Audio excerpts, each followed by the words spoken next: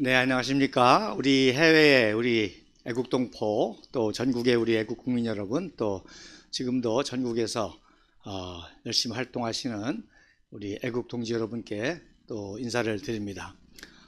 지난주에 가장 기초단체 선거가 있었죠. 내부적으로는 우리 조원진 대표님이 이제 내년 총선에 100만 표 얘기죠. 그 100만 표가 5%입니다. 5%. 그래서 이번에도 이제 우리가 5%를 내부적으로는 기대하고 했습니다만은 이루지 못했습니다. 그러나 이제 우리가 충남권 중심으로 또 했고 또 그럼에도 불구하고 또 많은 전국에서 동지들이 또 이렇게 돕기도 했지만 저는 굉장히 고무적으로 봅니다. 일단은 우리가 그동안 대선, 총선 뭐 이런 큰 선거만 치러봤지 가장 기초단체 선거는 이번에 처음으로 치러보면서 현실을 또 파악했던 것 같고요. 그러면서 이 풀뿌리 민주주의의 아주 기초단체의 그 조직이 얼마나 중요하다는 것을 이제 실감하기도 하면서 우리 공화당도 하나의 당으로서의 어떤 결집력을 또 이뤄가는데 중요한 과정이라고 믿고 좋은 경험을 했다고 그렇게 생각을 합니다. 그러면서 우리는 더욱더 우리 궁극적인 목표는 우리가 총선과 또 대선에 있고 또 자유통일에 있기 때문에 그런 장기적인 목표를 가지고 우리가 더욱더 결집하면서 나가야 될 것입니다. 또 오늘 공지가 나갔죠. 또 우리가 4월 15일 날 또 우리 속리산 법주사에서 또 우리가 단합대회를 갖는 그런 일정이 있습니다. 이런 일정에 우리 계속 동지들이 참석해 주셔서 우리의 원대한 총선, 대선, 또 수권정당, 자유통일로까지 가는 그 길에 우리가 쉼없는 더욱더 단단한 결집을 가지고 나가야 될 것입니다. 특별히 이제 또 4.3 사건이 있었죠. 4.3, 48년도 4월 3일, 그러니까 한 75주년이 되는데 이 4.3에 대해서도 제가 오늘 이제 특별히 사진을 통해서 강연을 하려고 합니다. 우리 대한민국은, 이 위대한 대한민국은 광복 직후부터 세 가지 치열한 전쟁과 대결을 통해서 왔습니다. 첫 번째는 뭐예요? 2차 세계대전을 승리로 이끌었던 연합국. 그러나 연합국 중에서도 이제 자유우방의 미국과 영국 중심의 자유우방이 있었고, 또 소련과 중국의 이제 나중에 공산주의가 됐습니다만은 공산주의. 그래서 냉전이 시작되지 않습니까? 그래서 국제적으로는 미국과 영국의 자유우방과 새로운 소련의 공산주의 세계혁명을 일으키려고는 소련 공산주의 세력과의 냉전 대결의 장이 첫 시작이 바로 한반도가 됐던 거죠. 그러다 보니까 두 번째로는 바로 남한을 해방한 연합국, 특별히 이제 주축이 미군이죠. 그 미군이 들어와서 군정을 시작하면서 자유민주주의 체제로 이제 나라를 세우려고 했고, 또 북한은 우리가 아는 대로 소련이 단독으로 점령, 남한은 정확하게 해방이고 북한은 점령이죠. 정복 좌파들은 반대로 얘기하는데, 그래서 소련이 이제 점령해서 스탈린의 독재, 꼭두각시 정권을 세우려고 하는, 그래서 광복 직후부터 남북한이 이 체제 대결이 또 시작이 됐습니다.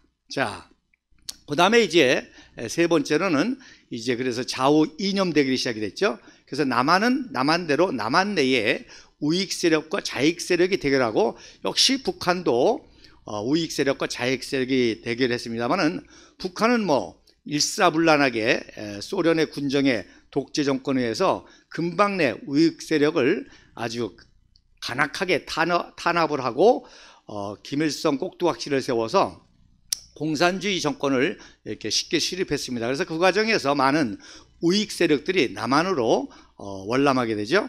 그러나 남한은 미 군정이 통치를 하지만 자유민주주의 아닙니까? 그러니까 일단 시작부터 좌파나 우파나 집회 시위의 모든 자유가 동등하게 허용을 했죠.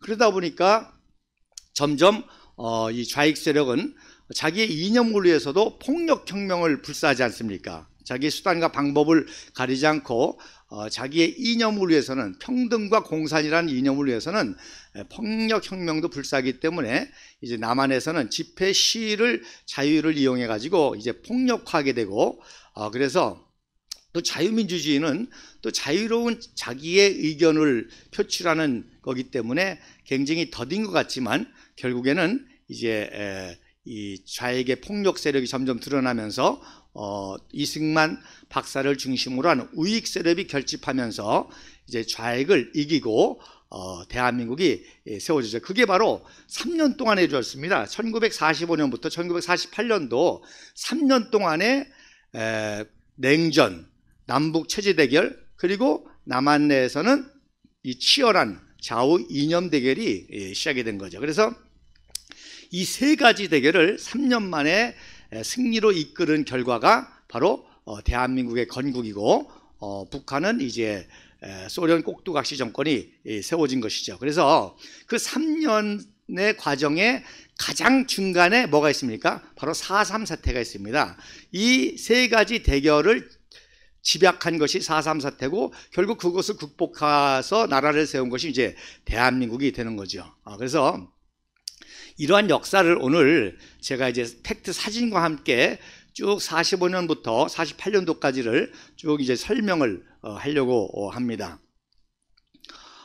특별히 저는 이제 확신을 하는 게 제 역사 이론 강의가 통일에도 굉장히 중요하다는 거예요. 무슨 뜻이냐? 바로 북한 동포들은 78년 동안 거짓 역사에 세뇌당했잖아요. 그래서 이 3년 동안의 역사의 진실만 알아도 우리가 이래서 거지 나라가 됐고 암흑의 나라가 됐고 세계에서 가장 못 사는 나라가 됐고 대한민국은 세계에서 가장 위대한 나라가 됐구나 라는 것을 한순간에 깨달을 수 있는 그 역사 강의가 되고, 그들의 세뇌를 벗기는 과정이 되고, 또 자연스럽게 자유민주주의의 교육이 되기 때문에 저는 그런 확신을 가지고 합니다. 그러니까 지금 종북좌파가 정권을 잡고 난리를 쳤지만 결국에 우리 대한민국 국민들과 청년들도 이 역사를 쉽게 이해하게 될 때 한순간에 뒤집을 수 있다고 저는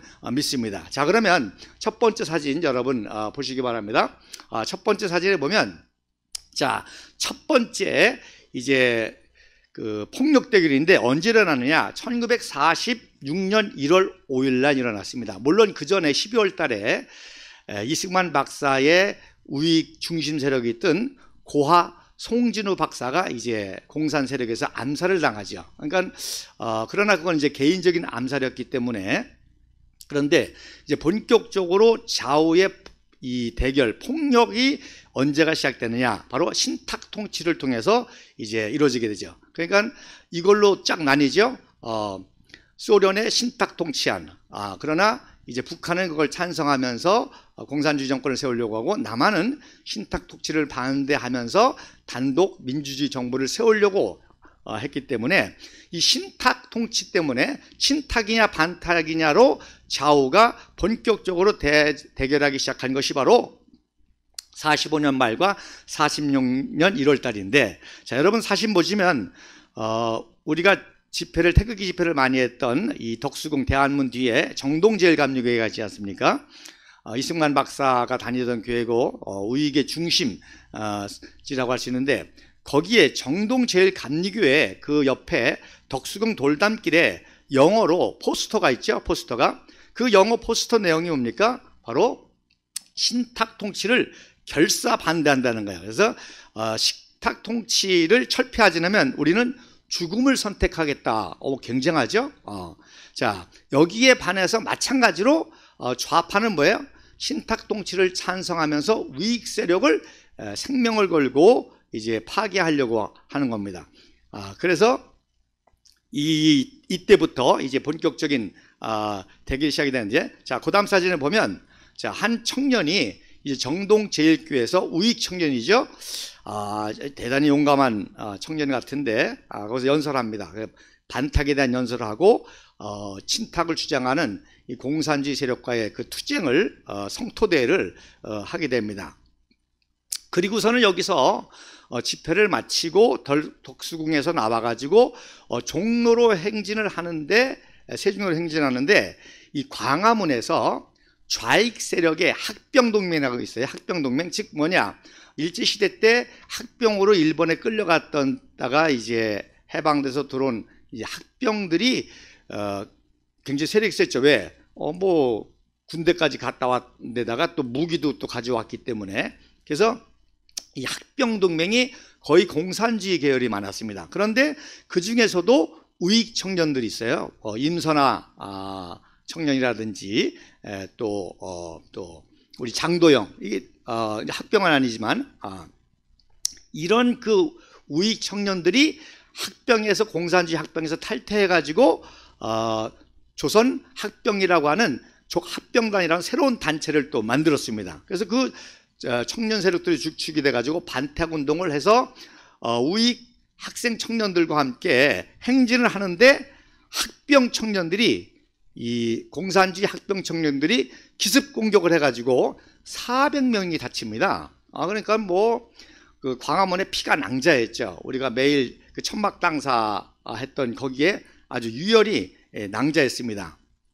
그래서 이 공산주의 학병 동맹이 우익 학생 청년들을, 그래서 이화여자 학당 여학생들도 많이 다치고, 또 배제학당, 고대 연대 대학생들도 많이 다치고, 그래서 오른쪽 사진이 그 장면의 모습입니다. 그 전철도 보이죠?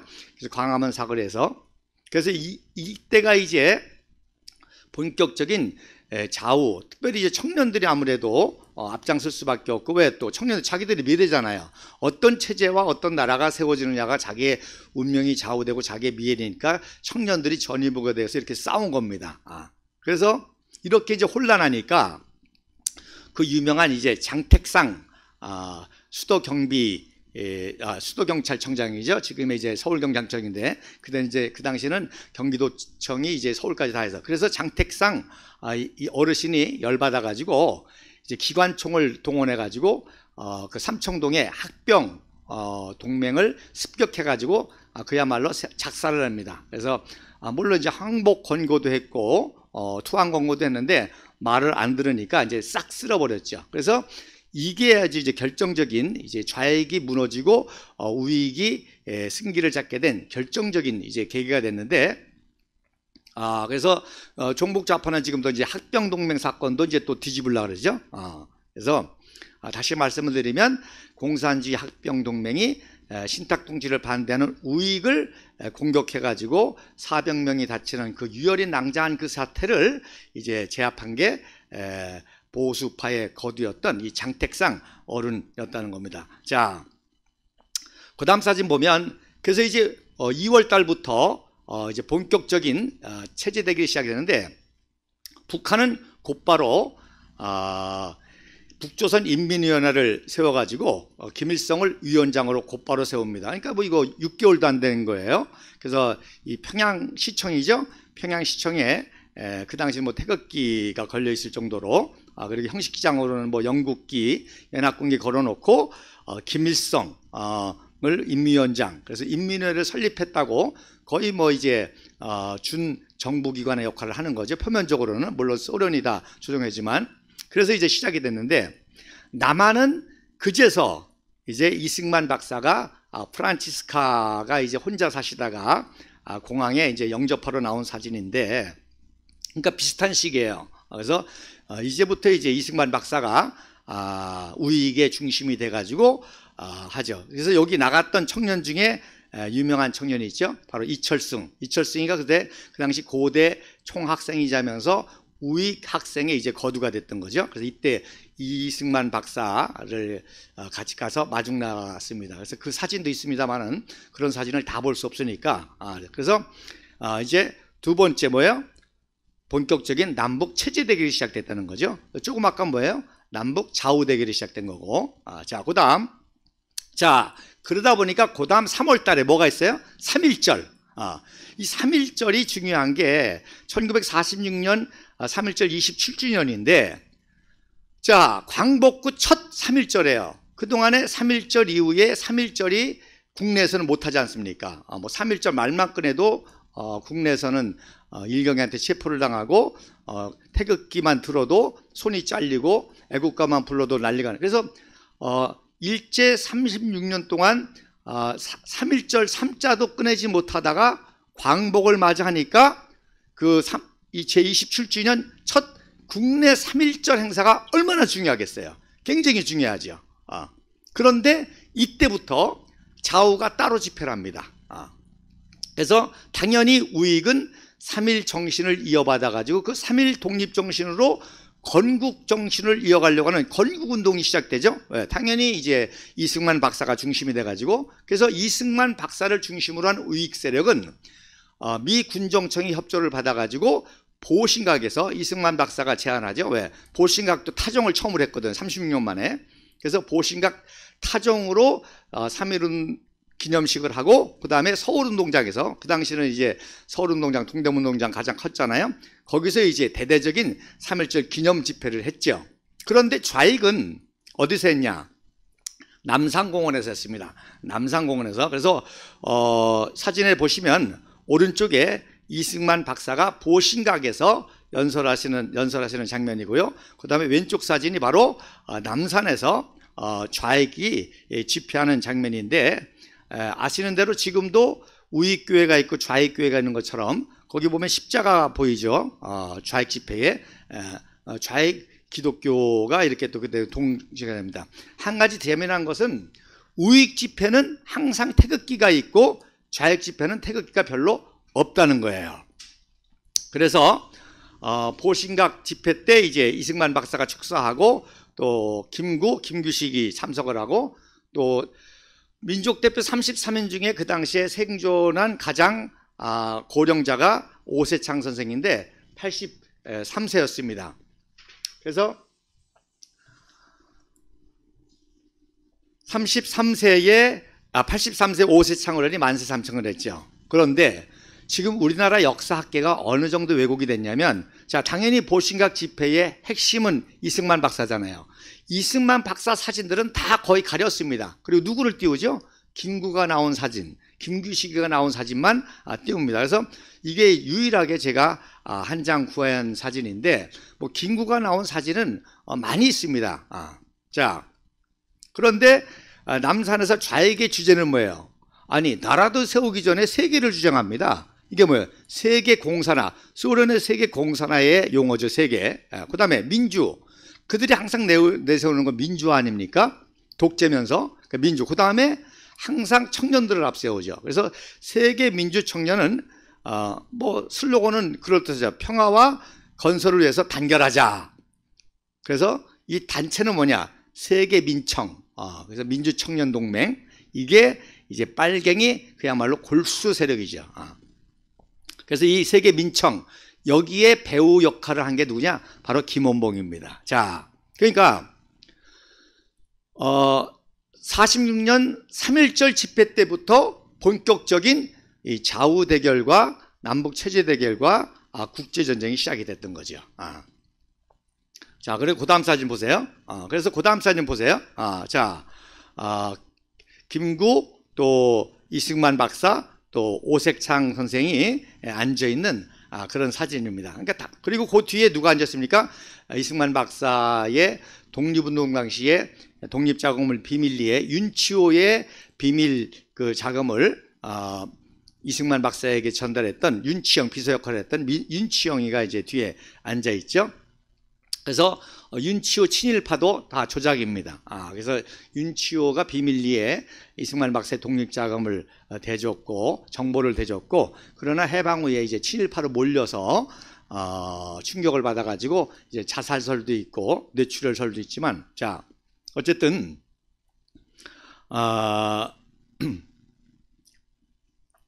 그리고 그 뒤에 김구 선생 뒤에 윤치영 옆에 누가 있느냐? 바로 안재홍, 그 당시 민정장관을 한 안재홍이가 있습니다. 그러니까 미 군정청에서 합법적으로 이루어진 건 보신각 집회고요. 그 다음에 우익의 집회가 서울운동 집회고, 그 다음에 좌익의 집회는 남산 집회였던 거죠. 그래서 오른쪽 사진이 그나마 이제 이 방송, KBS 방송 동호회에서 여러 가지 자료를 모아놨는데, 그 사진들을 모아놨지 않습니까? 그래서 3.1절 기념식 태극기 걸어놓고 거기에 이제 또 보신각 집회, 이승만 박사 아까 사진이 있죠. 그 다음에 이화여자 학당에서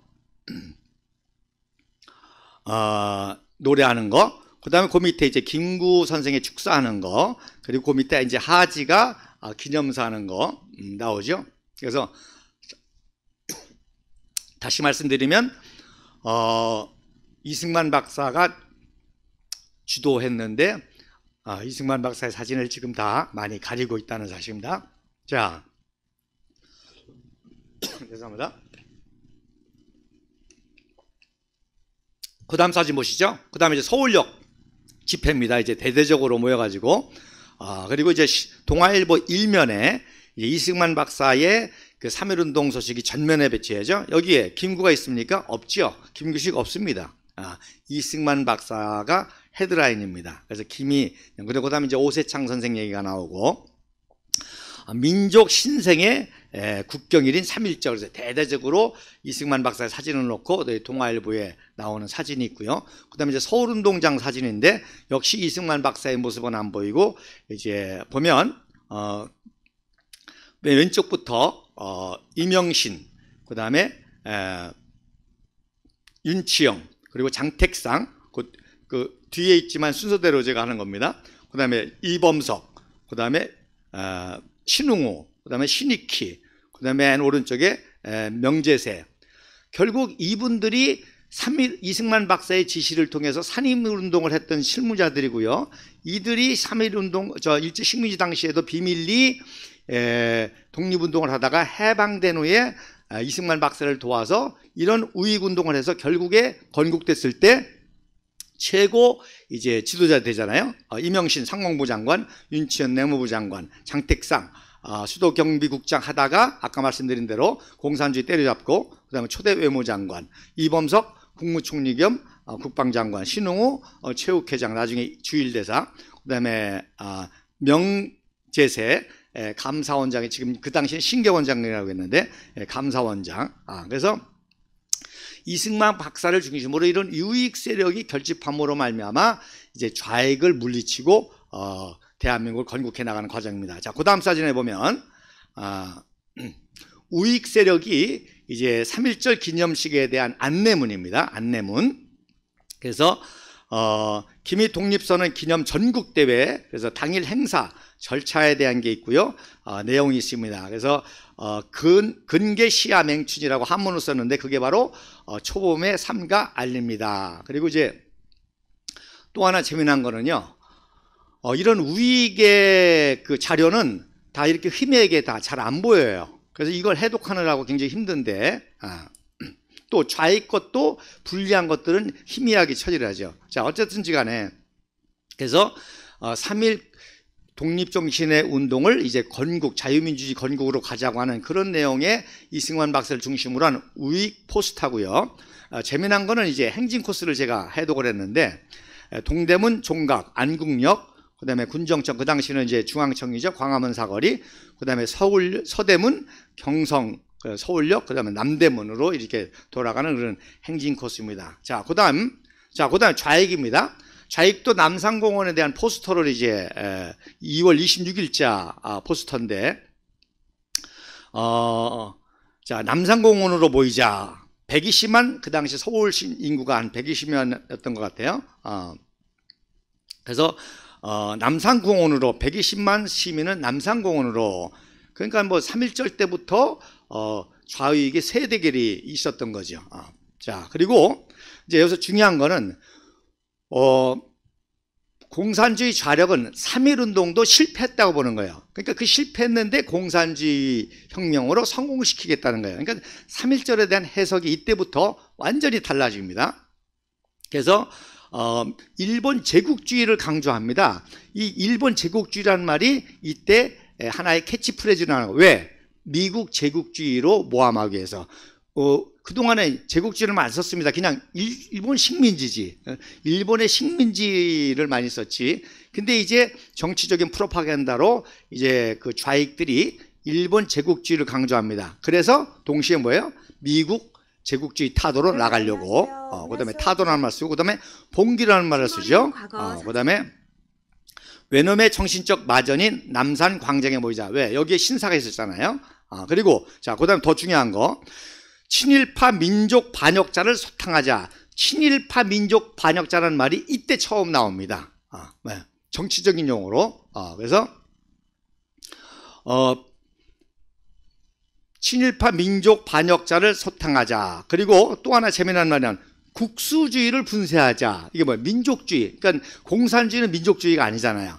공산주의는 이념에 따라서 뭐 카자흐스탄이고 뭐 벨라루스고 뭐 베트남이고 다 한 형제 아니에요. 민족 개념이 없습니다.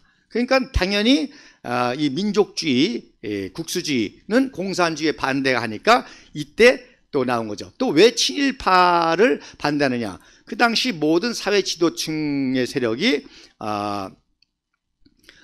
일제시대 때 있었기 때문에 그들을 친일파로 몰아야 자기네들이 정권을 잡기 때문에 그렇게 한 겁니다. 자, 그리고 그래서 전국이라고 얘기를 해놓고 뭐예요? 5당 연합이라고 했어요. 5당. 근데 5당이 뭐냐?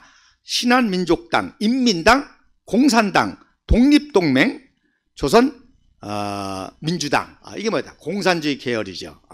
그리고 3.1 기념 전국신비위원회다 이렇게 한 것입니다. 자, 그 다음에 하나 더 보시죠. 자, 그러니까 우익에서 이 좌익 집회, 이 가짜 3.1절 또 거짓 3.1절, 좌파의 3.1절, 공산주의 이거에 속지 말자. 그래서 남산 집회에 가지 말라고 하는 전단을 또 만들게 됩니다. 그래서 전 시민에게 고함, 애국에 불타는 전 시민 죄인은 속지 맙시다.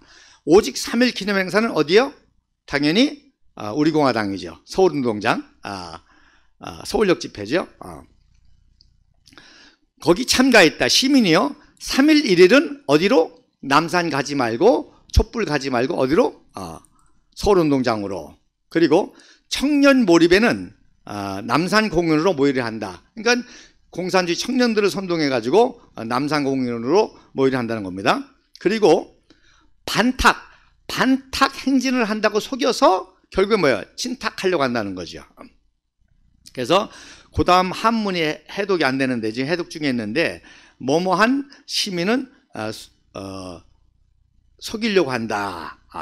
그리고 정말 얼마나 감격적이에요. 한반도에서 첫 3.1절 천추만대에 잊지 못할 3.1절 우리 서울운동장 집회에 모두 나옵시다. 왜? 이게 건국의 시작이었잖아요. 그래서 다시 한번 남산공원으로 가지 말고 정오 12시에 모이자. 그래서 전국 청년총연합회 말씀드린 대로 이제 이철승 이런 청년들이 또 전국 여자 총연합회, 그래서 청년들 중심으로 이런 전단을 내게 됩니다. 자, 그 다음 사진 보시죠. 아주 중요한 겁니다. 자, 당연히 남한에서도 좌파 우파가 3.1절을 했듯이 당연히 북한에서도 첫 3.1절이 얼마나 감격스럽겠어요. 그러니까 북한에서도 똑같이 3.1절 집회가 있었는데 역시 좌파 우파가 다르죠. 우선 소련 군정이 주관하는 3.1절 기념식은 어디 있었냐? 평양역에서 있었는데 거기에 이제 꼭두각시 노릇하는 인민원장 김일성이를 내세우죠. 그래서 핵심은 뭐예요? 3.1운동 실패했다는 거예요. 일본 제국주의를 타도하는데 실패했대요. 왜? 공산주의 혁명이 아니기 때문에. 왜? 김일성과 같은 스탈린과 같은 지도자가 없었기 때문에. 그래서 했다는 겁니다. 그래서 그 왼쪽이 보시면 뒤에 독립운동 제 27주년 한자로 썼죠. 그러니까 1946년 3.1절입니다. 그리고 이제 태극기 사이로 아니 대한민국 건국의 스탈린 사진이 왜 나와요? 우리 대한민국 건국 과정에 트루먼 사진 걸린 거 봤습니까? 없잖아요. 근데 소련의 꼭두각시 정권이라는 것이 나타나잖아요. 스탈린의 사진이 전면에 나오고 그 다음에 김일성 사진인데 보세요. 33세 새파란 젊은 놈인데 김일성 장군으로 속여서 들어왔잖아요. 그러니까 이 포스터 사진은 뭐예요? 다 50대 장군의 모습으로 다 도배를 한 겁니다. 그리고 실질적으로 뭐예요? 밑에 보신 것처럼 33세 새파란 젊은 놈, 그리고 최대한 분장을 해가지고 김일성 모습으로 이렇게 했던 거죠. 자, 그리고 북한에서 이제 우익 세력은 어디? 당연히 남산현교회, 장대현교회 교회에서 모였죠. 왜? 그 당시 그 3.1운동을 거기서 시작했으니까. 그리고 당연히 소련 군정에서 야외 집회와 행진을 금하기 때문에 교회에서 모일 수밖에 없었습니다. 그래서 남산현교회가 핵심 교회지만 일제 전쟁을 일으키기 전에 그야말로 독립운동의 본부와 같은 남산교회를 불태웠기 때문에 남산교회에서 모이지 못하고 이제 장로교회로 이제 큰 장대현교회에서 이제 모이게 됐죠. 그래서 감리교 이 송정근 목사님, 그 당시 대표적인 송정근 목사님, 말씀드린 것처럼 제 처의 외할아버지입니다. 그 다음에 이제 장로교회 유명한 김하식 목사, 이 김하식 목사의 아들이 나의 조국을 작곡한 김동진 씨입니다. 그래서 이 김하식 목사가 이렇게 5년 동안 투쟁하다가 순교하셨거든요. 그러니까 이제 김동진 이승만 박사가 내려오라고 해가지고 내려와서 음악가로 이승만 박사가 유명한 조국찬가를 만들어라 해서 김동진이가 만든 거예요. 그러니까 다 일제시대 때 음악 활동했다고 다 친일파로 모는 이유가 다 이런 데 있는 겁니다. 그래서 그 당시 북한의 가장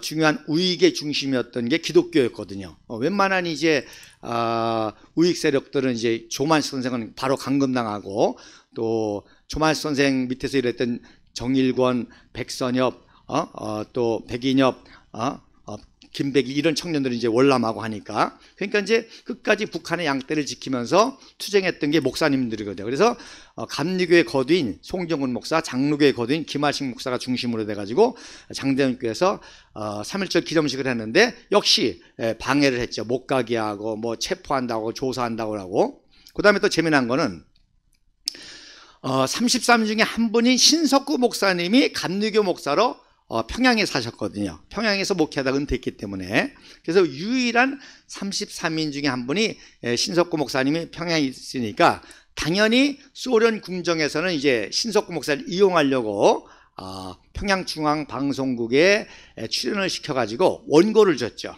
그래서 이런 식으로 얘기를 해달라. 그러니까 보니까 뭐예요? 다 거짓말이잖아요. 막 말씀드린 대로 3.1운동은 지도자가 스탈린과 김일성과 같은 지도자가 없어서 실패했다. 또 프로레타리아 혁명이 아닌 부르주아 혁명이었기 때문에 뭐 실패했다. 막 이런 식의 이제 그 선전을 해달라고 신석구 목사님에게 원고를 주고 했는데, 이 참 신석구 목사님이 대단하신 게 그렇게 하겠다고 평양 방송에 가가지고는 어떻게 했어요? 완전히 소신 발언을 했죠. 그러니까 이제 신석구 목사님도 바로 또 고문을 당하고 이제 순교를 당하게 되십니다. 그래서 신석구 목사님 모습입니다. 그러니까 이제 북한은 여기서 끝난 거죠. 이후로는 뭐 3.1절이 있을 수가 없고, 우익의 3.1절은 있을 수가 없고, 다 웬만한 사람 다 내려왔으니까. 그리고 북한에서는 실패한 3.1절에 대해서 잘못된 해석으로 하기 때문에 그 이후로는 이제 없는 거죠. 그래서 또 하나 재미난 거는, 그래서 당연히 그 남쪽의 그 좌익들이 폭력을 하듯이 우익 청년들도 그야말로 혈기가 있을 거 아닙니까? 그러니까 김일성 때려잡겠다고 우익 청년 단체가 이 평양역에서 3.1절 기념식 할 때 폭탄을 던집니다. 김일성한테. 그런데 소련 장교가 막아내면서 김일성은 안 다치고 이제 그 소련 장교는 팔을 다치고 하는데, 이 단체가 어느 단체고 이 단체를 조종한 게 누구인지 저는 압니다. 그러나 이제 또 우익의 또 거두 중요한 분이기 때문에 그분들의 명예도 있고 그렇기 때문에 이거는 나중에 역사적으로 이제 말씀을 드리겠습니다만은, 그래서 우익 단체가 이제 평양에 가서, 그래서 요 전에는 목사로 그 유명한 그 강량호 목사, 이제 강량호 목사가 김일성 친척이니까 좌파로 돌았거든요. 그래가지고 기독교인들을 이제 좌파 기독교로 이제 끌어들이는 그 유명한 조선 기독교 연맹, 조기련이라고 그러죠. 조기련이라고 하는 친공산주의 단체를 만들어 가지고 기독교인들을 이제 가입시키고 거기에 반대하는 우익들은 박해하고 불이익을 주고 하는 이런 역할을 하니까 당연히 우익 청년이 광양옥 집에다가 폭탄을 터뜨려 가지고 이 딸이 죽고 아들이 다치고 하니까 이제 또 광양옥대로 완전히 이제 김일성 바로 이제 돌아서게 되는 계기가 되죠. 그러나 어쨌든 이때 이후로 이제 뭐 소련 군정이 워낙 강력하게 하니까 북한에서는 이제 거의 우익 세력이 이제 없다고 봐야 되겠죠. 자, 그 다음 사진. 자, 그러니까 그 당시 3.1운동이 3.1 기념식이 서울만 있었던 것이 아니라 전국적으로 있었습니다. 전국적으로. 전국적으로 똑같이. 그러나 우익 세력이 강한 것은 우익 세력만 집회만 했겠죠. 좌익 세력이 강한 것은 좌익 집회만 있었겠죠. 또 그 비슷한 데는 뭐 같이 있었겠죠. 그래서 이 유명한 장흥초등학교, 전라남도 장흥초등학교에서 어마어마한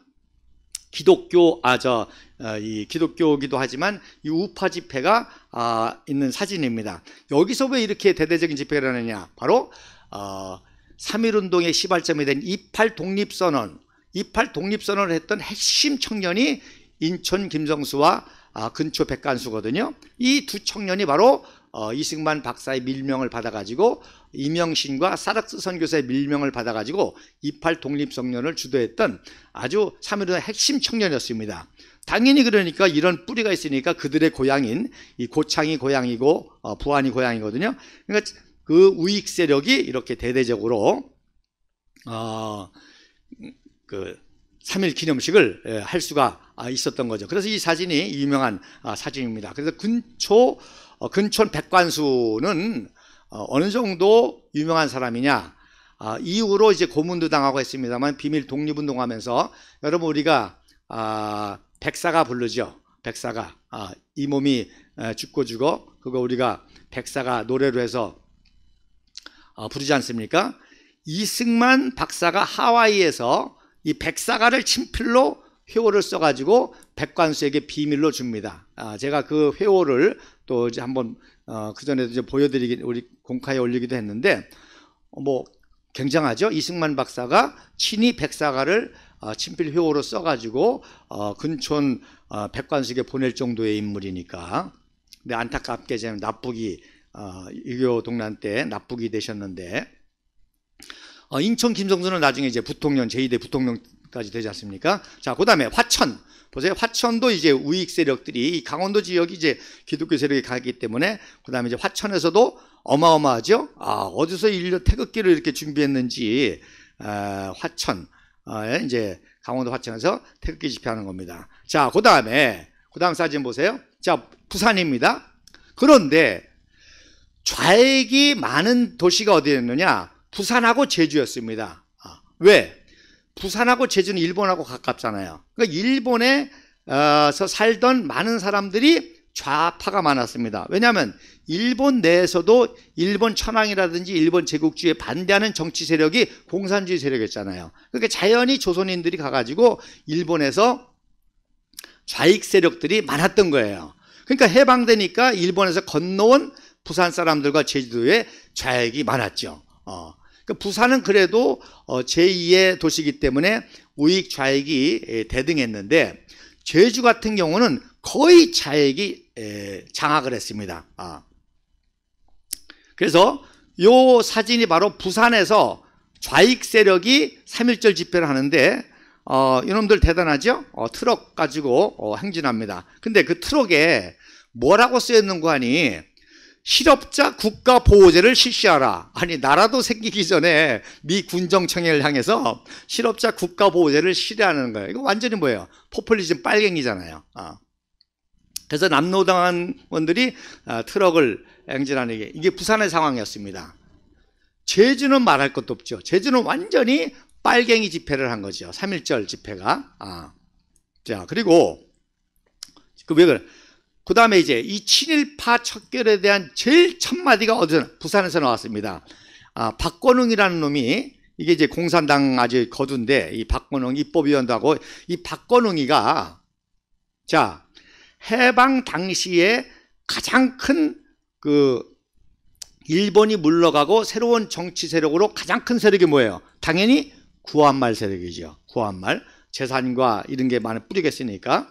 그래서 구한말. 그래서 제일 먼저 공산주의자가 타켓을 세운 게 바로 구한말 이 세력입니다. 거기에 중심이 누구예요? 영친왕이잖아요. 그러니까 제일 먼저 이 영친왕, 구한말 세력들을 다 뭐예요? 친일파로 모는 거죠.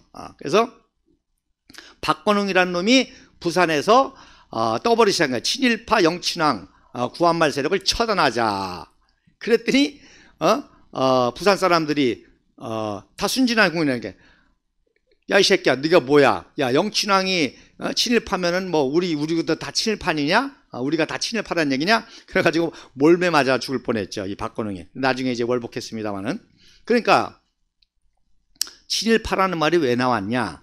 바로 해방 당시에 가장 자금이라든지 또 백성들의 이 관계가 있는 그 공산주의의 걸림돌이 된 세력이 구한말 정치 세력이니까 이 세력을 친일파로 몰아가지고 하려고 하면, 그리고 친일파에 관련이 안 된 분이 더 어디 있겠어요?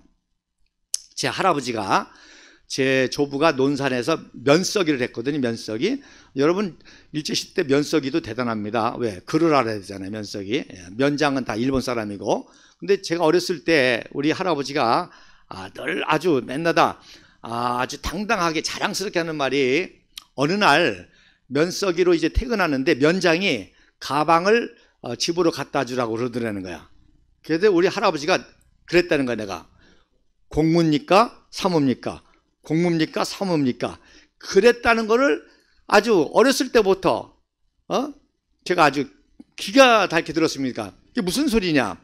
일제 식민지 당시에 뭐 그야말로 일본이 하라는 대로만 해야 되잖아요. 근데 자기는 당당하게 그 가방 심부름에 대해서 항의했다는 거지. 이게 공무입니까? 사무입니까? 물론 공무라고 해도 당연히 갖다 줘야 되고, 사무라고 해도 찍스를 못하고 갖다 줘야 되지 뭐. 만약 말 안 들으면 잘릴 수도 있으니까. 그런데 그 말 한마디 한 게 독립정신과 같은 그런 상황이었던 것입니다. 그러니까 굉장히 우리 할아버지는 그걸 아이덴티티로 가지시고서는 저한테 이제 얘기를 해주시는 거예요. 어쨌든 이제 그런 상황이었는데 이렇게 다 친일파로 매도하니까 부산 시민들이 이제 열을 받았던 거죠. 자, 그래서 그 다음 사진. 자, 친일파라는 말이 언제 제일 먼저 나왔냐? 1945년 해방하고 10월 16일 날 이승만 박사가 오잖아요. 이승만 박사가 온다는 소식을 듣고 부랴부랴 10월 14일 날 주일 날 평양 기림리 운동장에서 소련군 환영식을 하면서 김일성이를 먼저 등장시킨 겁니다. 이게 이렇게 되는 거예요. 그래서 1월 16일 날 화요일 날 이승만 박사가 이제 워싱턴 거쳐가지고 뉴욕 거쳐가지고 도쿄 거쳐가지고 하지 메가더 만나고 16일 날 온다는 정보를 듣고 14일 날 부랴부랴 소련군 환영식 때에 이제 김일성 장군이라고 김일성을 최초에 등장을 시키는데, 그래서 오른쪽에 이제 컬러 사진입니다. 그래서 이제 북한 놈들이 이제 컬러화 해가지고 이제 우승하는 건 줄 아는데, 자, 거기 보면 맨 오른쪽에 있는 게 이제 메르데프고, 스티코프, 차우세스크 이런 이제 군정사령관이 있고, 김일성이가 이제 등장해서 소련 적기훈장을 달고 있고, 그 옆에 있는 게 이제 미하일 강 고려인 2세로 김일성이가 뭘 알아요? 아무것도 모르죠. 소련어도 제대로 못하고. 그러니까 소련어도 가르치고 통역도 하고 또 공산주의를 교육하기도 하고 감시하고 이래라 저래라 스탈린의 지령을 받아가지고 김일성에게 이제 이래라 저래라 하는 게 이제 미하일 강입니다. 그래서 이제 왼쪽에 연설하는데, 연설해야 될 거 아니에요? 등장시키려니까. 그러니까 연설하는 장면인데, 이건 이제 원본입니다. 원본 사진이니까 아주 얼굴이 전혀 다르죠? 포토샵한 거하고, 김일성 사진하고. 그래서 원고를 읽는데, 이 원고가 바로 모스크바에서 내려온 소련어를 미하일 강이 번역해가지고 그 번역한 거를 읽는 겁니다. 뭐 길지도 않은데 이것도 제대로 못 외워가지고 읽는 거예요. 그래서 오른쪽 사진에 보면은 그 서 있는 장면 밑에 손에 메모지를 쥐고 있죠. 이거 떨어뜨리면 큰일 납니다. 그거 꼭 쥐고 있어요, 메모지.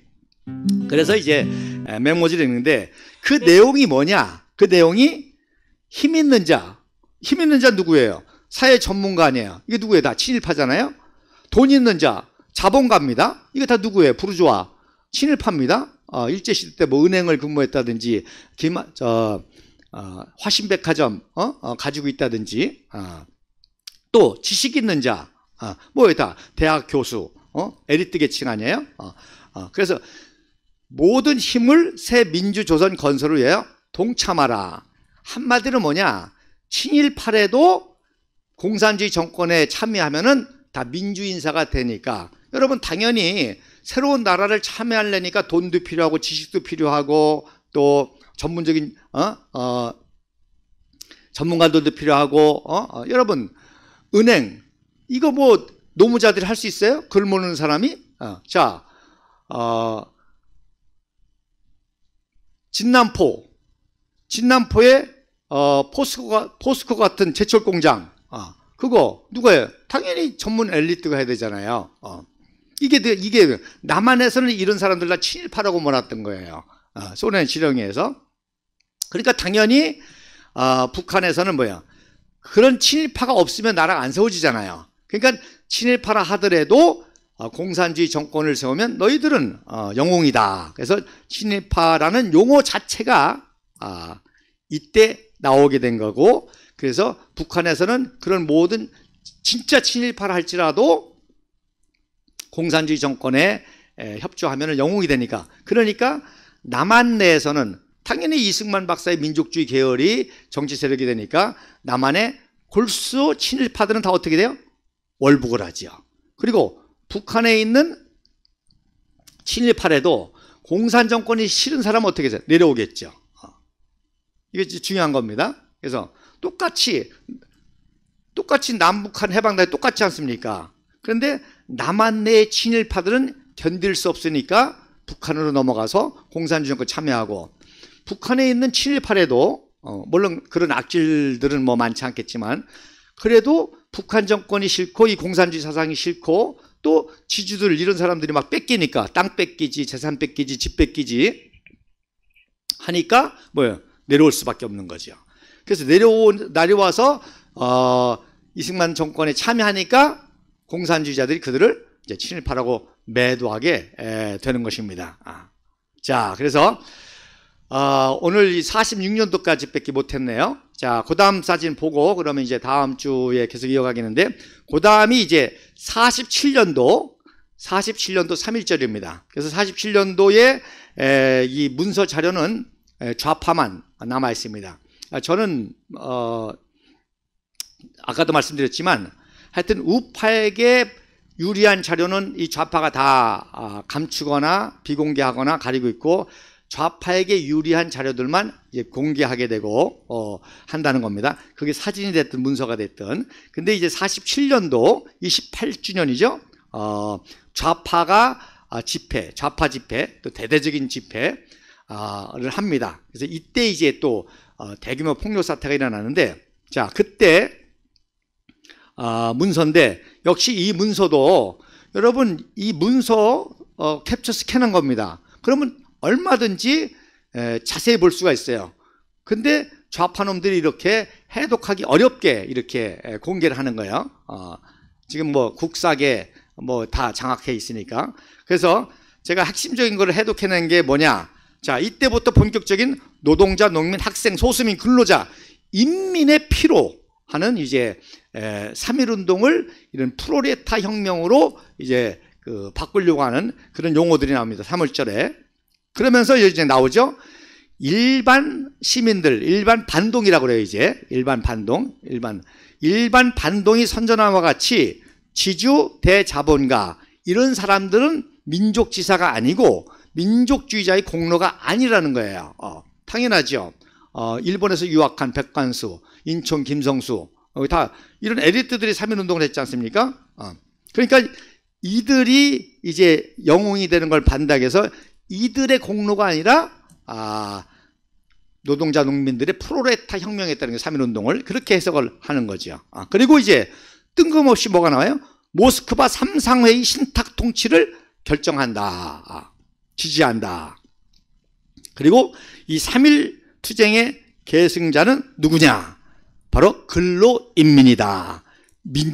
민족주의 전선에서 그 이름으로 이 포스터들이 나온 겁니다. 당연히 우파의 포스터가 있겠죠. 근데 참 찾기가 힘듭니다. 자, 그래서 다음 주부터 이제 47년도에 이제 좌우 똑같이 3.1절 집회가 있었고, 힌트를 드린다고 하면은 제주도에서 어마어마한 좌파의 집회가 있었는데, 당연히 군정청에서는 이 폭력 수위가 우려돼 가지고 그 행진을 못하게 해야죠. 금지 명령을 냅니다. 그리고 집회도 금지 명령을 내려요. 그래도 하도 지랄하니까 이제 공항에서 집회를 하게 하는데, 지들 멋대로 이제 북중학교에서 모이고, 그리고 지들 멋대로 이제 시위하다가 그걸 진압하는 과정에 이제 사고가 일어나면서 그 다음에의 4.3 사태가 일어나게 되는 것입니다. 자, 오늘도 시청해 주신 우리 애국 국민들에게 감사를 드리고, 다음 주에 47년도에 아주 재미난 사진들이 이제 아주 생생한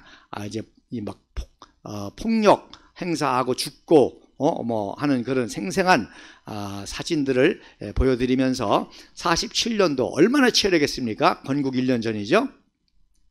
역사를 같이 보도록 하겠습니다. 감사합니다.